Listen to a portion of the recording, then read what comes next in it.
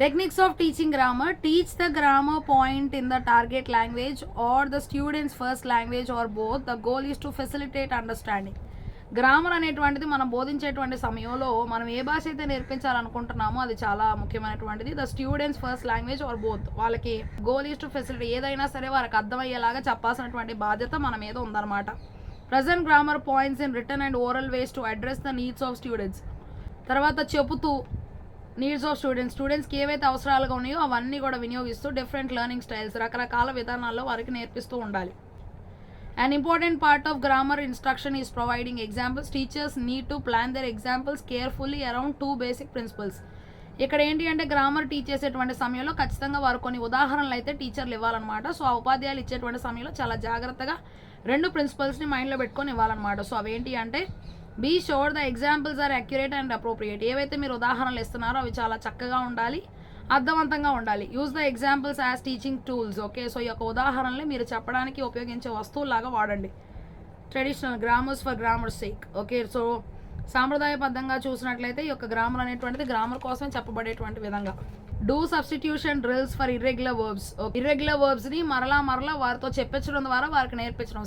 Singh sang sung, sink sank sunk, go went gone, tell told told. So అట్లాగా ఆ వర్బ్స్ని మరలా వాళ్ళతో చెప్పిస్తూ ఉంటే వారు నేర్చుకుంటారనమాట. Communicative competence.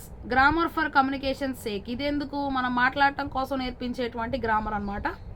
Distribute 2 short narratives about recent experiences.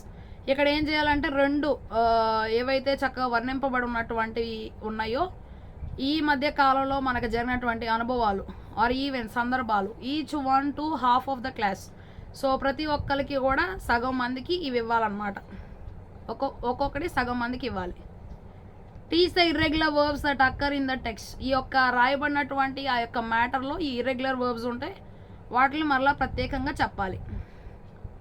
Student works in pairs in which one member has read story A and the other story B. Okay, so students అందరినీ కూడా జంటలుగా చేసి ఒకరికేమో ఏ ఉన్న స్టోరీ ఇచ్చి ఒకరికేమో బి ఉన్న స్టోరీ ఇచ్చి, అంటే A story B story అనమాట. Students interview one and other. So ఒకరినొకరు ప్రశ్నలు అడగాలన్నమాట. Using the information from the interview. ఆ ఇంటర్వ్యూలో వచ్చినటువంటి విషయాన్ని బట్టి దే కెన్ రైట్ అప్. అప్పుడు వారు రాయగలగాలి. ఓరల్లీ రిపీట్ ద స్టోరీ, లేదంటే చెప్పాలన్నమాట. సో ఆ కథని దే హ్యావ్ నాట్ రైడ్. వారు చదివినటువంటి కథని వారు ఇతరులను అడిగినటువంటి ప్రశ్నల ద్వారా వారికి వచ్చినటువంటి ఆ పాయింట్లో నుండి వారు స్టోరీ చెప్పడం రాయడం చేయాలి.